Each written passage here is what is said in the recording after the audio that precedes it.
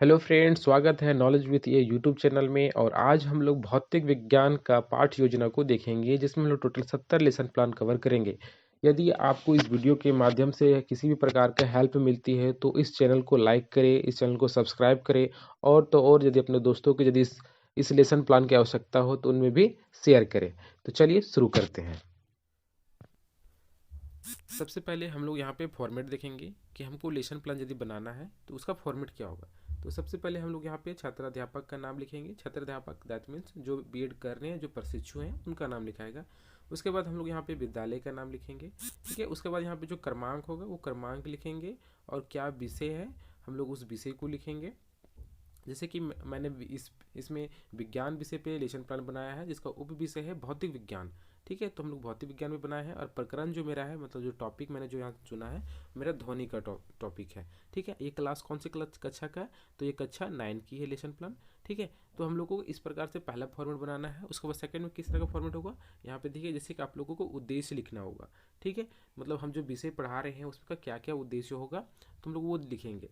तो सबसे पहले हम लोग देखते हैं उद्देश्य कैसा होता है। तो पहला उद्देश्य यहाँ देखेंगे, एक सामान्य उद्देश्य होता है। दो तरह से उद्देश्य होता है, एक सामान्य उद्देश्य, एक विशिष्ट उद्देश्य होता है।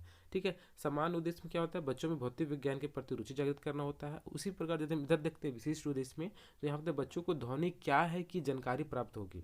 ठीक है, उसके बाद यहाँ पे देखेंगे बच्चों में तार्किक क्षमता का विकास करना है। उसके बाद दैनिक जीवन में विज्ञान की उपयोगिता एवं महत्व के बारे में बताना, जो कि एक सामान्य उद्देश्य है किसी भी सब्जेक्ट का, यदि ये सामान्य उद्देश्य होता है। ठीक है, इसका भौतिक विशिष्ट उद्देश्य क्या होता है, तो विशिष्ट उद्देश्य हम लोग वह उद्देश्य को इंक्लूड करते हैं जो हम लोग को बच्चों को पढ़ानी होती है। ठीक है, तो सबसे पहले इसमें शिक्षण विधियाँ क्या क्या हुई है, तो सबसे शिक्षण विधियाँ इसमें हम लोग यूज करेंगे व्याख्यान विधि, सब प्रदर्शन विधि। मतलब हम लोग बोल के लेक्चरर देख के बताएंगे, उसके बाद प्रदर्शन मतलब कुछ कुछ डेमोन्स्ट्रेशन होगा, हम लोग उसको करके दिखाएंगे। उसके बाद शिक्षण सहायक सामग्री में क्या होगा, जैसे टेनिस बॉल लेंगे, धागा लेंगे, और उसके बाद और कुछ भी जो भी चीज़ मुझे ज़रूरत पड़ेगा पढ़ाने के समय में, वो सारा चीज़ यहाँ पे हम लोग लिखेंगे। उसके बाद यदि पूर्व ज्ञान में देखते हैं, तो बच्चों पूर्व ज्ञान में हम उन चीज़ों को इंक्लूड करते हैं जिसमें बच्चे पहले से ही इस चीज़ के बारे में जानते हैं। जैसे बच्चे ध्वनि के बारे में कुछ कुछ जानते हैं, जैसे हम लोग उसको कैसे पता करेंगे, तो हम लोग यहाँ पे प्रस्तावना प्रश्न पूछेंगे। तो प्रस्तावना प्रश्न क्या होगा, जैसे छात्राध्यापक का क्रियाशीलन इस तरह बनाएंगे, उसके बाद छात्र क्रियाशीलन बनाएंगे। तो यह एक फॉर्मेट होगा प्रस्तावना प्रश्न पूछने का। तो सबसे प्रश्न यदि मेरा बेसिक सवाल होगा, एकदम बेसिक से शुरू करना है, जो छात्र जानते हैं उस चीज़ से शुरू करना है। सबसे पहले हम लोग देखेंगे पृथ्वी पर सबसे जागरूक प्राणी कौन है। पहला सवाल यदि हम पूछेंगे इस बच्चों को, तो ये सबको जानता है कि जागरूक प्राणी कौन है, तो वो डायरेक्ट ही उनको आंसर आपको मिल जाएगा छात्र से कि मनुष्य है। किसी भी बच्चों को उठाकर हम लोग पूछेंगे इस सवाल को।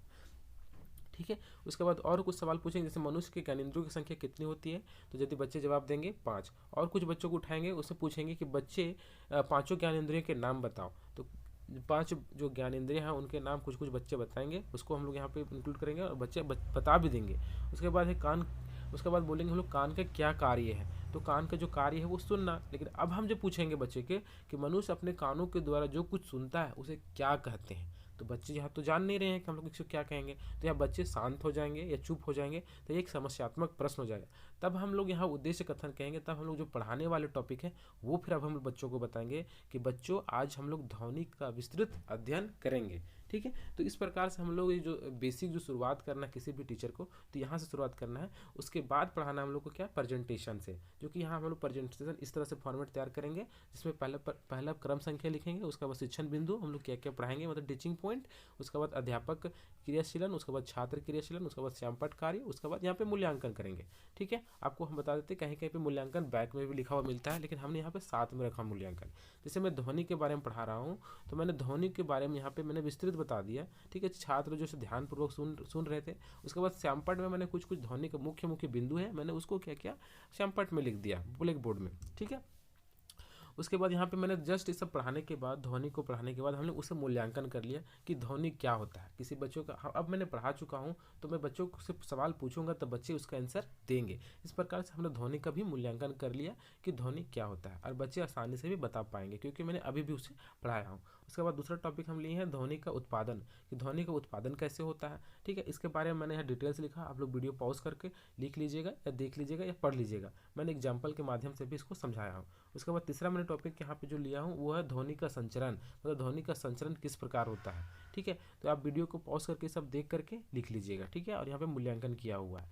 उसी प्रकार हम लोग ये सारे मैक्सिमम देखिए किसी भी लेसन प्लान में मैक्सिमम 3 से 4 शिक्षण बिंदु ही लिखिए, टीचिंग पॉइंट ही लिखिए, वो बहुत एनफ है। उसके बाद हम लोग लास्ट जो पेज आएगा उसमें हम लोग पुनरावृत्ति करेंगे, मतलब मूल्यांकन करेंगे, मैंने क्या क्या पढ़ाया है वो चीज़ देखेंगे। ठीक है, जैसे मैंने यहाँ पढ़ा ध्वनि क्या है, ध्वनि का उत्पादन कैसे होता है। ठीक है, सारे सवाल पूछ करके हम बच्चों से पूछेंगे सवाल, पुनरावृत्ति करेंगे। ठीक है, फीडबैक लेंगे।